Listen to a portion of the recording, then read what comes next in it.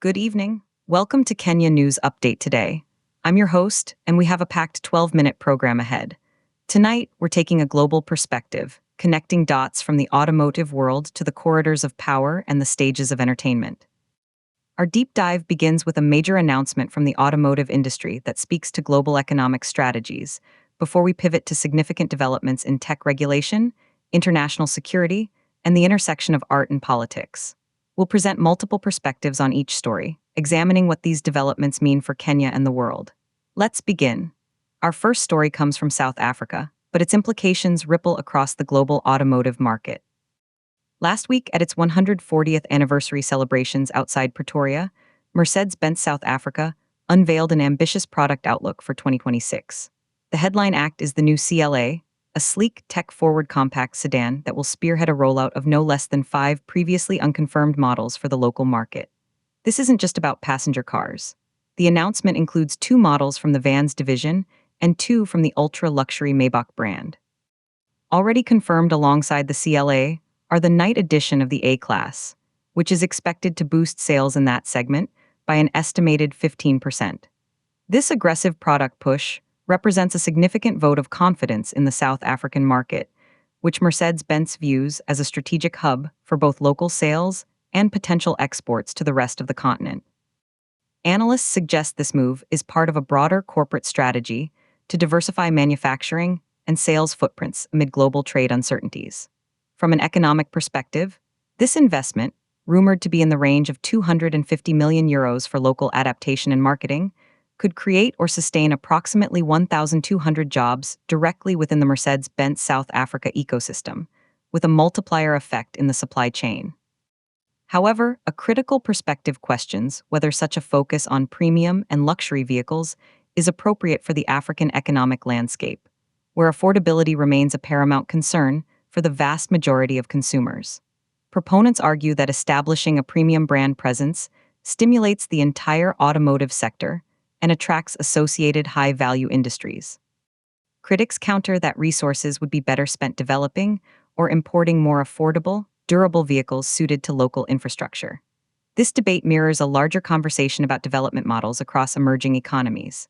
For Kenya, watching this play out is instructive. As our own automotive industry seeks growth, the question becomes, do we chase the high-margin, low-volume premium segment or prioritize high-volume, affordable mobility solutions? The Mercedes-Benz strategy suggests some global players are betting on the former, even in developing markets. Shifting gears dramatically, we turn to the turbulent world of big tech and social media regulation. In a coordinated crackdown that has sent shockwaves through the industry, French authorities this week raided the local offices of X, the platform formerly known as Twitter. Simultaneously, the United Kingdom's communications regulator, Ofcom, opened a fresh investigation into Grok, the AI chatbot developed by X's parent company. The French raid, conducted by the country's digital regulator ARCOM, is reportedly linked to concerns over the platform's content moderation practices, specifically the spread of disinformation and hate speech. This is not X's first clash with European regulators. The company has faced significant fines under the EU's Digital Services Act for non-compliance. The UK investigation into Grok focuses on potential breaches of online safety laws, particularly regarding the AI's ability to generate harmful content. These actions represent a significant escalation in the transatlantic regulatory pressure on X and its owner, Elon Musk. From a regulatory perspective, officials in Paris and London argue that no platform, regardless of its ownership or free speech principles, is above the law. They point to a 78% increase in user complaints about harmful content on X in the EU since the third quarter of last year as justification for stringent oversight.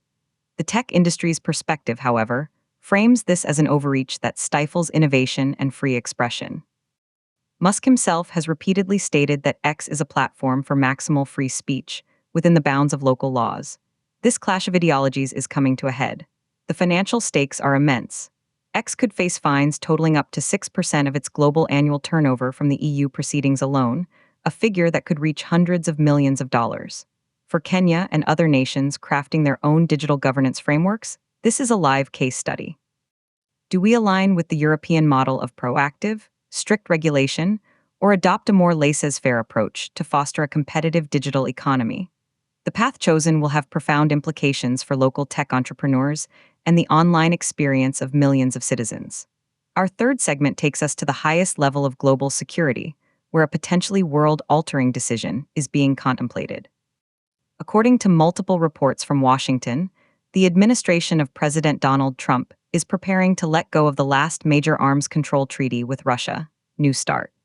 The new Strategic Arms Reduction Treaty, which limits the number of deployed strategic nuclear warheads and launchers for both the United States and Russia, is set to expire in February 2026.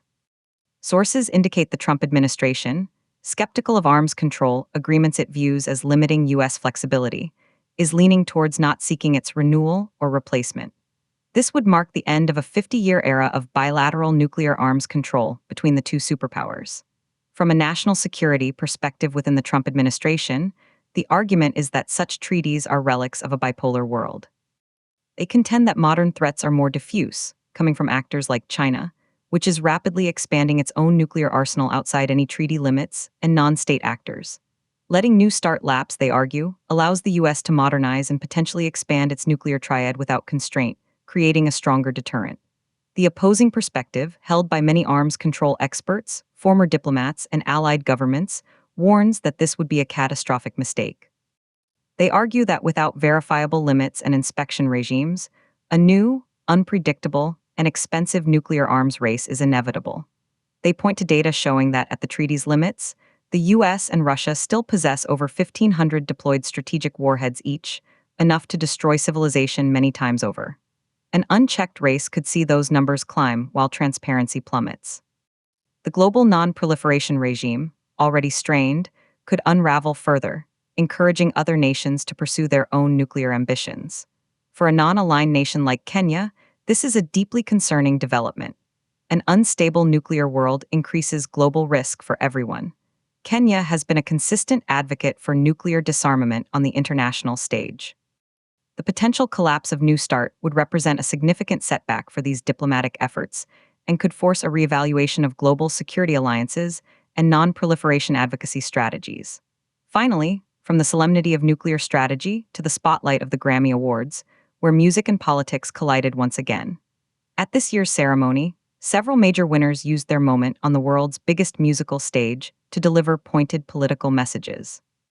Global superstars Bad Bunny, Billie Eilish, and British singer Olivia Dean each made statements criticizing ICE, the U.S. Immigration and Customs Enforcement Agency. Their comments highlighted the ongoing controversy surrounding U.S. immigration policy and the treatment of migrants and asylum seekers. This is not a new phenomenon. Artists have used award shows as platforms for social commentary for decades.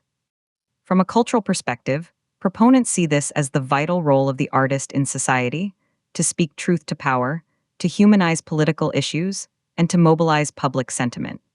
They argue that when artists with platforms reaching hundreds of millions of people speak out, it brings critical attention to issues that might otherwise be ignored by mainstream political discourse. Messages from the Grammys, focusing on the human impact of immigration enforcement, arguably put a personal face on a policy debate often dominated by statistics and rhetoric. The opposing perspective criticizes these actions as inappropriate for an entertainment venue. Critics argue that award shows should be a celebration of artistic achievement, not a political rally. They contend that such statements often oversimplify complex policy issues and alienate segments of the audience. Furthermore, some question the efficacy of these brief statements, suggesting they are more about virtue signaling than driving tangible change. However, the impact is measurable in some ways. Following the Grammys, online searches related to ICE and immigration policy spiked by over 300%, and donations to relevant advocacy groups saw a noticeable, though temporary, increase. This demonstrates the tangible, if fleeting, power of celebrity activism. For Kenya, where artists and public figures also frequently comment on political issues, from corruption to governance, the Grammy moment is a reflection of a global trend. It raises questions about the responsibility of influence, the platforms available for dissent, and the fine line between advocacy and alienation. In an era where entertainment and politics are increasingly fused, these moments are likely to become more common, not less. As we connect these disparate stories, a German carmaker's African strategy, the European crackdown on a U.S. tech giant, the potential unraveling of US-Russia nuclear diplomacy, and pop stars critiquing US immigration policy. A common thread emerges: the interconnectedness of our world. The economic decisions in Pretoria affect supply chains and consumer aspirations in Nairobi. Regulatory battles in Paris and London set precedents that Kenyan lawmakers will scrutinize. The breakdown of arms control in Washington and Moscow creates a less secure planet for all nations, including those with no nuclear ambitions. And the political statements from a stage in Los Angeles resonate with global audiences, shaping perceptions and conversations far beyond American borders. Each story presents a debate with valid perspectives. On automotive strategy, premium development versus affordable access. On tech regulation, controlled safety versus open innovation. On arms control, strategic freedom versus managed stability. On celebrity activism, responsible advocacy versus inappropriate politicization. There are no easy answers, but informed debate is crucial. For Kenya, navigating this complex global landscape requires astute observation, principled diplomacy, and a clear vision of our national interests. We must learn from the strategies of others, whether in industrial policy or digital governance, while crafting solutions that are uniquely Kenyan. We must advocate for a more secure and equitable world order while protecting our sovereignty. And we must foster a public square, both physical and digital, where art, commerce, and policy can intersect productively. That's all the time we have for our deep dive this evening. Thank you for joining us. Remember to think critically about the world around you, seek out multiple perspectives, and engage in constructive dialogue. For continued coverage and analysis of these stories and more affecting Kenya and the world, subscribe to Kenya News Update today.